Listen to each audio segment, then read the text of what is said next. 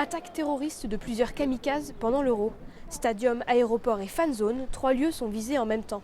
C'est l'exercice d'hier, en conditions réelles, pour une trentaine de services de sécurité et de secours. 800 personnes étaient mobilisées.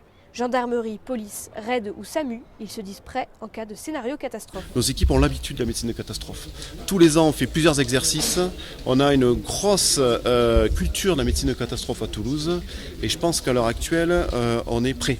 C'est un beau coup de communication mené par l'État et la mairie devant une soixantaine de journalistes. Le but est de tester la coordination entre les services et leur capacité de réaction. Le message est clair, rassurer la population. Donc quand je vois que tout le monde, l'État, les forces de santé, les différents services de la mairie sont aujourd'hui rassemblés pour se coordonner et simuler ce qu'il y a à faire en cas d'attentat majeur, je suis rassuré et l'exercice de ce soir, il doit aussi rassurer la population.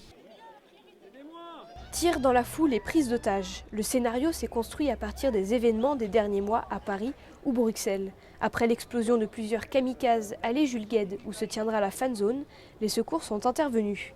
Il faut trier la centaine de victimes figurant pour ensuite les évacuer. Une étape importante qui sonne comme une répétition générale. Beaucoup seront amenés à intervenir pendant l'Euro en cas d'attaque réelle. La plupart des gens qui sont intervenus ce soir, pour la plupart d'entre eux, vont faire partie des effectifs qui vont être engagés en fait, sur la fan zone dès le mois de juin. La simulation s'est poursuivie tard dans la nuit. D'autres exercices sont prévus jusqu'au début de l'Euro. Pour l'événement, 45 000 supporters sont attendus à Toulouse.